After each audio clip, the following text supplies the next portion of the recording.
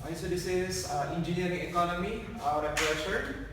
So I'll be using yung allowed na calculator, that is the Canon F-DAS 789 SGA, which is halos pareho lang sa kayang gawin ng Casual 570S Plus. So let's have our first example.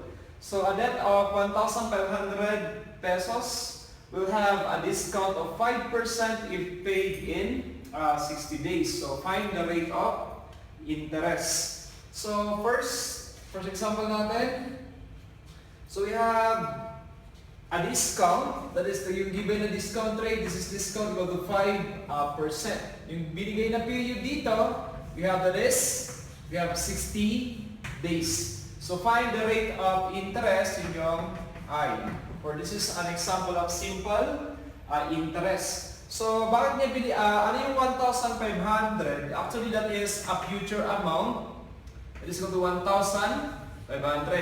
The interest can be determined as the product of yung future amount at yung discount rate. So yung interest for this problem, yung future amount is equal to 1,500. This is multiplied by 0.05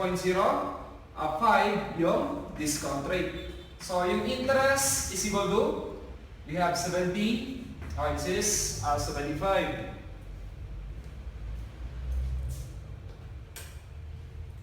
So the interest is equal to 75 pesos. So you have future amount is equal to present amount plus interest. So paano kumuha ng interest? Difference yun ng future at ng present. So you have, this is 75 equal to 1,500 minus the present amount. Obviously yung present amount dito is 1,425 pesos. So paano kumuha ng interest? This is for simple interest. That is I equal to present amount, interest rate, number of interest, period. So this is ordinary simple interest. So kapag ordinary simple interest, ang equivalent ng 1 year is 360. We have 360 days. Ayan. So we have yung interest equal to 75. Present amount equal to 1,425. Interest rate, number of interest period, this is 60 days. Convert lang natin to 1 year, that is our 2 years. That is divided by 360. So this is for a year. So we have I is equal to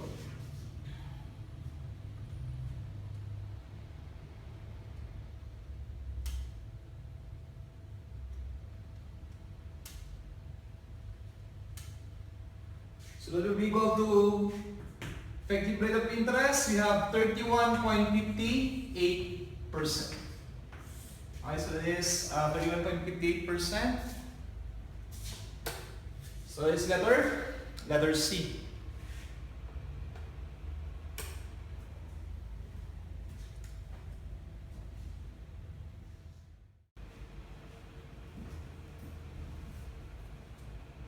Okay, so next example, sa annuity tayo.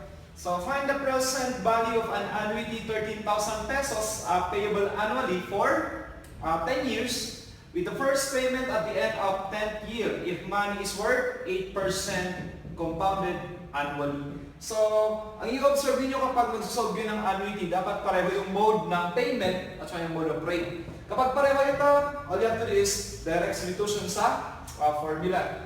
So we have 10 years of payment, kaya lang, magsisimula siya on the end of the 10th year. So ito ang example ng deferred annuity, yung magbabayad ka on later dates. So on the 10th year, kung bibilangin natin yon, dapat matatapos siya on the 19th. So we have 10 payments. So yung present value, alam natin yung present value ay laging nasa tapat ng 0. So, pwede kong gawin dito is dalhin ko yung present value on the future. So, obviously, yung number of years nito ay 19. Okay? So, kunin nila say yung future amount ng present value, let's say F1 in the form of ordinary compound. That is the present amount, 1 plus I raised to n. While ito naman, so that is yung future amount ng Okay, the future amount ng annuity. Let's say this is future amount number 2. So this annuity multiplied by, we have 1 plus I raised to n minus 1, and this is divided by I. So dapat isa lang yung value na to, yung future amount of this present value at saka yung future amount ng mga annuity. So you have that is F1 should be equal to F sub 2. This is T1 plus I raised to n, so the annuity multiplied by, you have 1 plus I raised to n minus 1 divided by I. So this is, okay, yun yung ating equation. So all you have to do is substitution kung walang problema sa dalawang ito. So we have the present amount multiplied by, we have 1 plus 0.08. This is good for 19 years. Equal to, amount ng annuity, we have this is 30,000. So multiplied by, we have 1 plus, yung ating I is 0.08. Ilang payments yung annuity? We have 10 payments minus 1 divided by 0.08. Okay, so we have to compute for the present amount.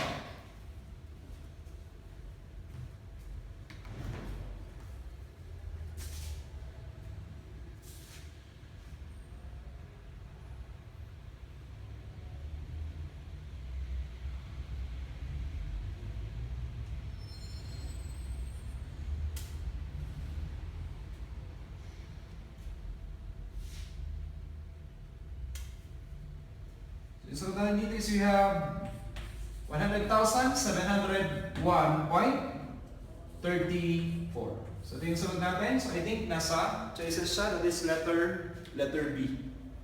It is letter B sa choices.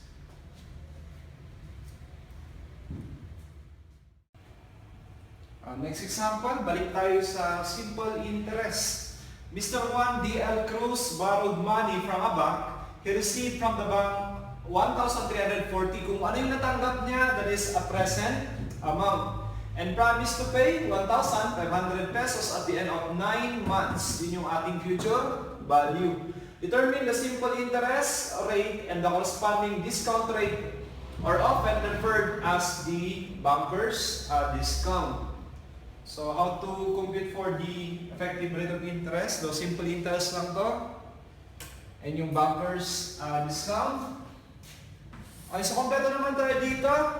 We have the future amount is present amount plus interest. So interest is equal to future minus present.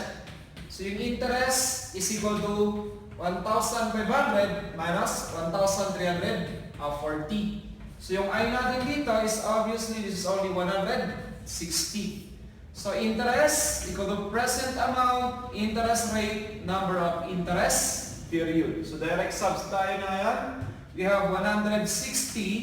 Present amount, magkano yung natanggap? 1,340. Then I, number of interest period, 9 months. Convert lang natin to year. That is 9 over 12. This is already in terms of a year. So ano yung ating interest? The simple interest rate.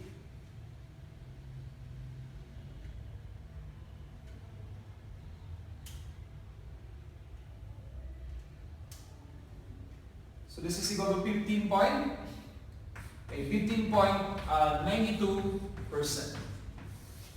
Ngayon naman, kung gusto natin kunin yung equivalent discount rate, okay? Kung gusto natin kunin yung equivalent discount rate, we have I is the same as the discount divided by 1 minus discount. This is multiplied by 100% para lang siya maging in terms of percent. So this is the effective rate of simple interest, 0.1592 equal to the discount divided by 1 minus the discount. So, okay, ano yung ating equivalent? Discount rate.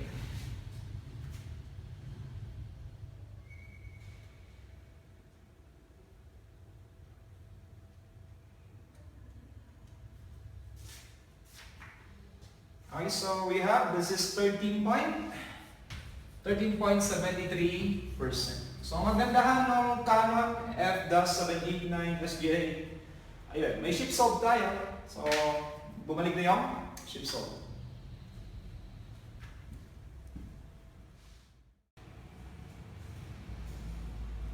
is still on simple interest, pero this time meron tayong involved na tax. So a deposit of 110,000 pesos was made for 31 days.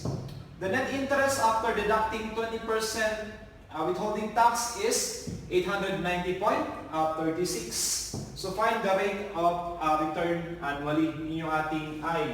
So paano ba kumuha ng I-net? Yung I-net is yung gross na tax, gross na interest, minus 20% ng I-gross. So ito yung kapag 20%, ito yung lumang tax system bago lumating yung train law. Okay? So I-gross minus 20% ng gross. Kumbaga income tax siya, 20%. So the I-net is equal to 890.36 is equal to I-gross, I multiplied by 1 minus 0.20. So ano yung ating I-gross? So the same as 890.36 divided by 0.8.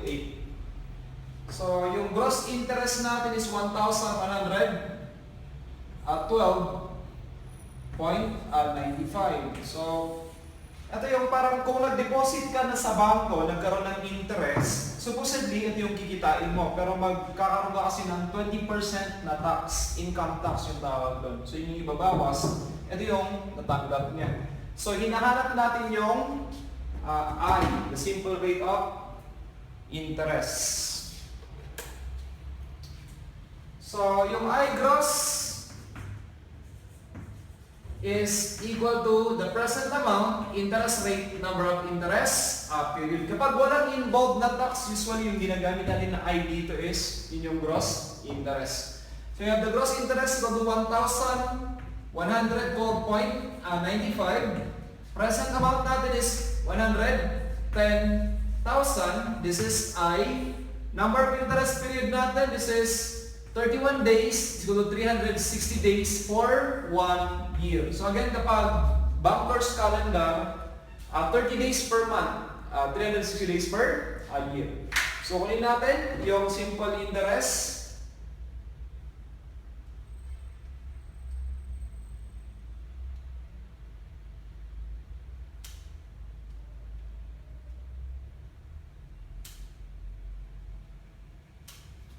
So this is equal to 11 point.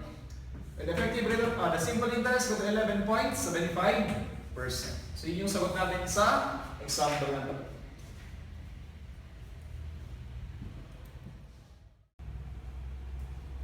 Next example. So the sum of 26,000 pesos was deposited in a fund earning interest at 8% per annum compounded quarterly. So what was the principal in the fund at the end of 3 years? So obviously sana hindi kayo malito, this is an ordinary compound. So future amount to the present amount 1 plus I raised to n. Wherein yung I natin dito is the J over M. Okay, so nominal rate divided by the number of compounding. So this is J equal to 8. So 8%. This is quarterly. So M is equal to 4. Compounded quarterly.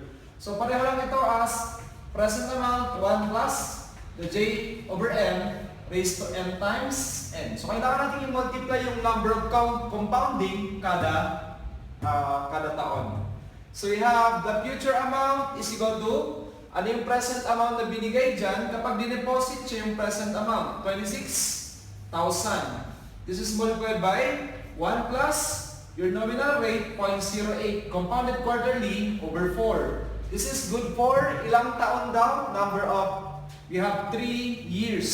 Sa 3 taon na to, may 4 na quarter. So multiplied by 4. So we are looking for the future amount after 3 years.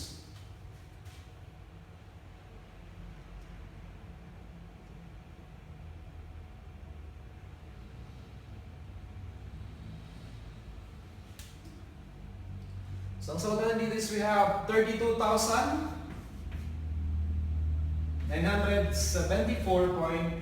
Okay, 29. So ang sagot natin dyan is, we have letter D.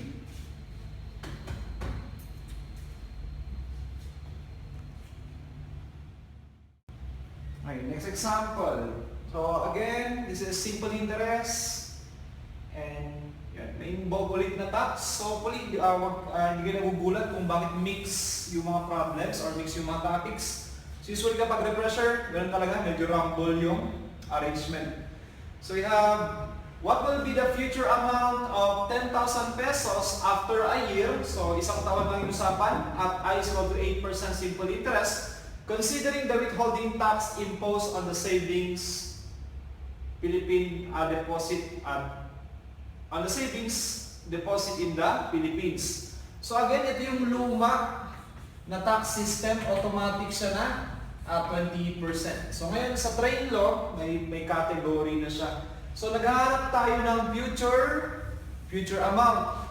Yung future amount is yung present plus yung I net. Yung neto, nakikita ng deposit. So kunin muna natin yung interest. Pero this is the same as I gross. I gross to the present amount, interest, number of interest, period. So you have the present amount is equal to 10,000 multiplied by, ano yung I natin? 0.08, good for 1 year. So yung I gross is equal to, okay, we have 800. So yun yung I gross.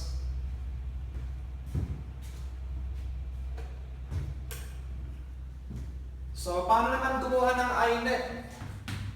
Yung I net is equal to I gross. Mula sa gross na kinita or sa interest, babawasan mo siya ng 20%.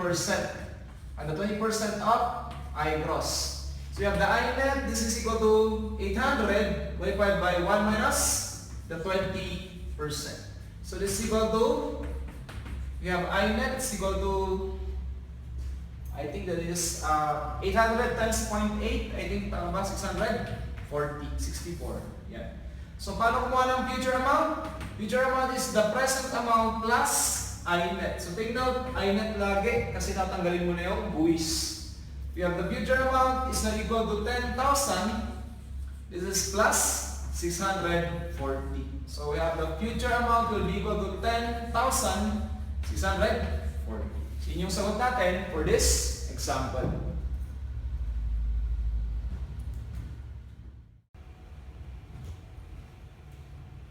Next example, so a man deposits 500 pesos each month in an investment, earning 7% compounded monthly. So again, kapag annuity, ano yung kailangan i-observe? Yung mode of payment o yung mode of interest. So, yung payment is monthly, yung given na rate is also compounded monthly. So, compounded monthly, find the amount of investment after 5 years. We're looking for the future amount. Future amount is called the annuity multiplied by 1 plus I raised to n minus 1 divided by I. So, yung expanded form nito, annuity, this is multiplied by, we have 1 plus, this is j over m raised to n times n minus 1 divided by, okay, then j over m. Okay, so we are looking for future amount.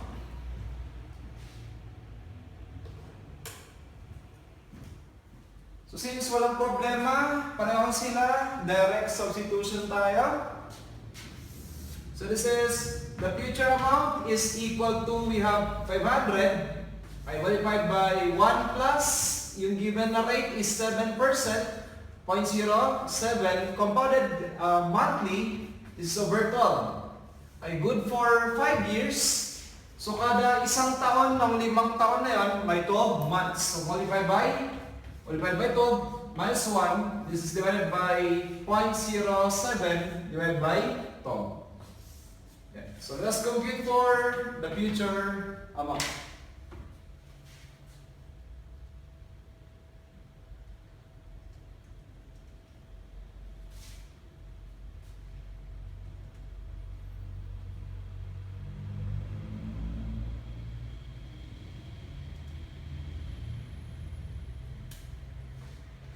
As we have, this is 35,796.45. Let's check. 35,706.45, that's letter B.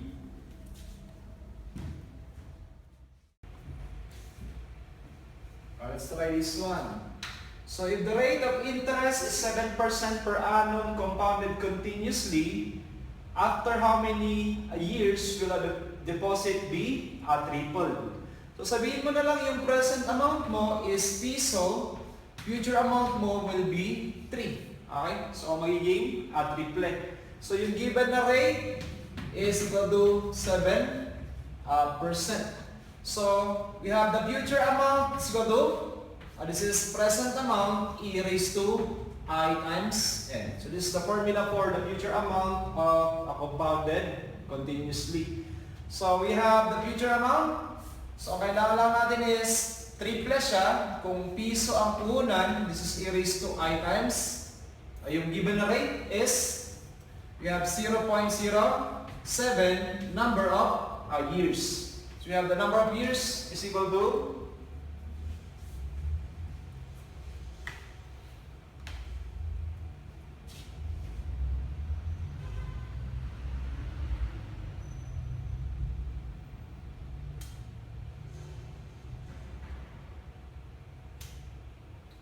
is equal to 15.69, or sa choices, pinakamalapit na si 15.7 years. Okay? So this is the formula for future amount, continuous compounding.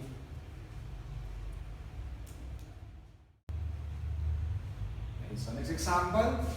Mr. Johnson borrows 100,000 pesos at 10% effective annual interest.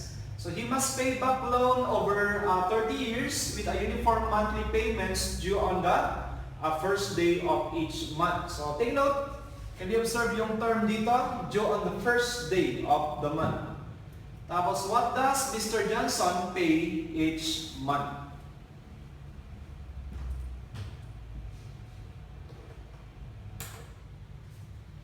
Ay, so kapag ginamit yung term na due on the first day of the month, first day of the year, at the beginning, kapag ginamit yung term na yun, more likely this is an annuity due. So annuity due yung case, or the case, or the type of the annuity is called the annuity due kapag ginamit yung term nito.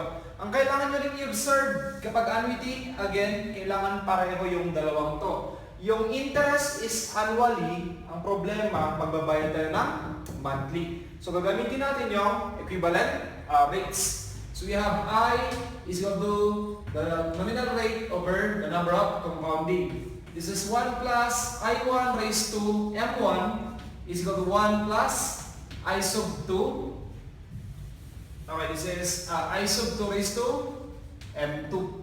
So, ito na lang ang ating I1. So, kailangan ko ng rate na monthly.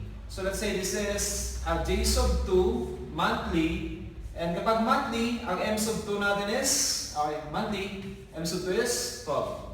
So, annually, alam natin na yung value ng M niyan is basically equal to 1. Okay, so we have, this is 1 plus, we have 10%, 0.10, this is raised to 1, equal to 1 plus J sub 2 divided by monthly over 12 raised to 12. So ano yung magiging rate of interest? Compounded monthly. Kailangan natin i-adjust yung rate sa mode of payment.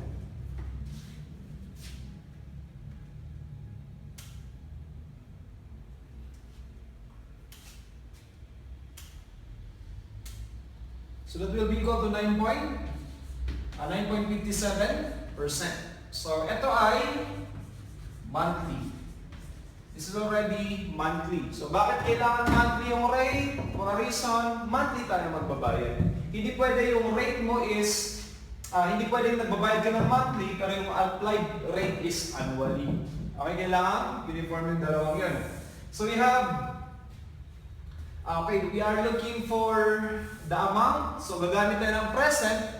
Present amount is equal to annuity multiplied by 1 minus, we have 1 plus I raised to negative n divided by I. Ito yung case kapag ordinary annuity. Present amount ng ordinary annuity. Paano kapag annuity due? So, pag annuity due, may multiplier lang tayo. Tingnan, this is for annuity due only. 1 plus I. So, may multiplier lang siya na 1 plus I. Kung maalala nyo sa regular review. So, the present amount is equal to 100,000 equal to the monthly payment 1 minus 1 plus. Ano yung gagamitin natin na rate? Dapat yung monthly. 0.0957 compounded monthly. This is over 12. This is raised to ilang taon? This is negative 30. Pero sa 30 years, kada isang taon, meron tayong 12 months. So this is multiplied by 12. Okay, this is divided by 0.0957 over 12. So again, kapag may annuity due, may multiplier tayo na 1 plus I. 1 plus 0.0957 divided by 12. Ayan. So let us compute for the monthly payment.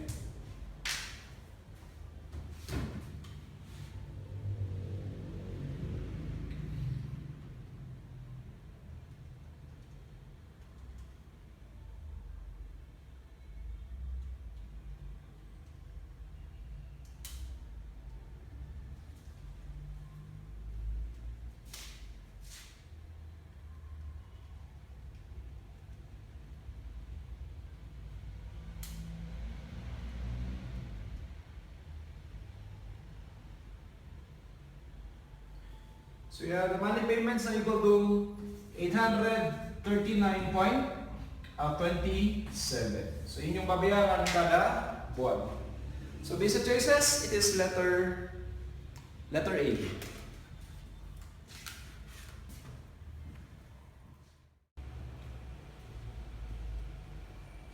Next example, this is rate of return.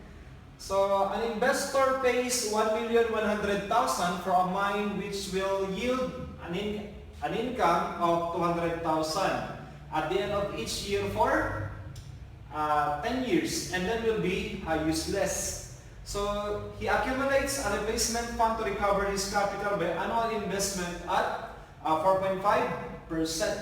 So, at what rate does he receive interest on his investment at the end of each year? So, paano ba kumuha ng ROR or the rate of return? So, rate of return is yung net income, yung malinis na kita, kumbaga bawas na lahat ng gastos, divided by your capital or the first cost.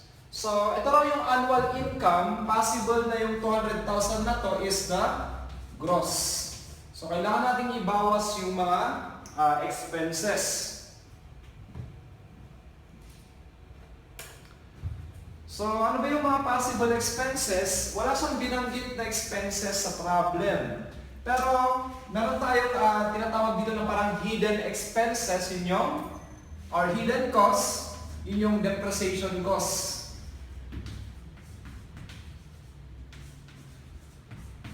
Okay, this is the depreciation costs. So, paano kumuha ng depreciation costs? So, sinabi niya sa problem, after 10 years, so yung mine na yon is magiging useless. So, which means, yung salvage values will be equal to 0. Kapag given naman na yung rate, so gagamitin natin dito yung okay, this is the sinking fund method. Okay, for the sinking fund method, okay, balikan lang natin yung diagram. Since after 10 years, magiging useless na raw, so salvage value is equal to 0. Kapag 0 yung salvage value, equal yung first cost, equal lang yung first cost sa total depreciation. Ang kailangan lang natin dito is yung depreciation cost. Magkano yung depreciation kada taon? Kino-consider yun na gastos since yun yung nawawalang value. Okay? So by sinking fund method, okay, if the sum-based value is 0, first cost is basically equal to D sub N. Kapag S sub B is equal to 0. So ngayon we have, balikan nyo yung formula, this is D sub N equal to D.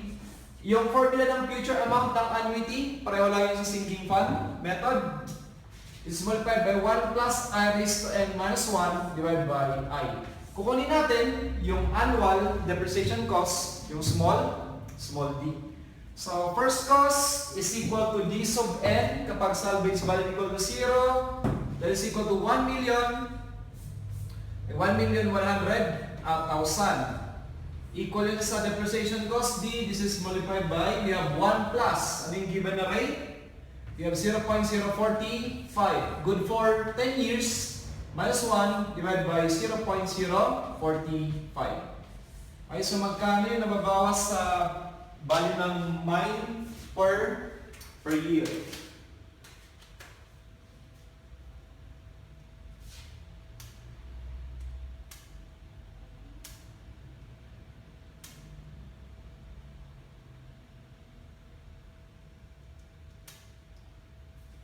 So this will be equal to 89. We have 89,516.70. Okay? That is the annual depreciation cost. Kunin natin yung net income. Okay, so net income, yun yung gross income natin. You have 200,000 less yung depreciation cost. Sa ibang problem, may mga given pa na types of cost or expenses. Pero dito, ito lang yung pwede natin consider. So minus, we have 89,516.70. So we'll be having a net income. This is the annual net income.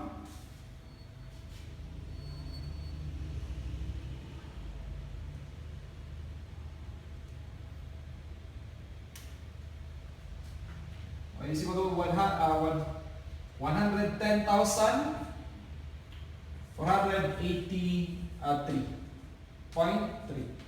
So this is the annual net income. So again, paano kumuha ng ROR? We have the rate of return that is equal to annual net income. Magkano yung nakuha natin? Is 110,483.3. Magkano yung capital? We have 1,100,000. So this is multiplied by 100 to be in percent. So we have the rate of return na equal to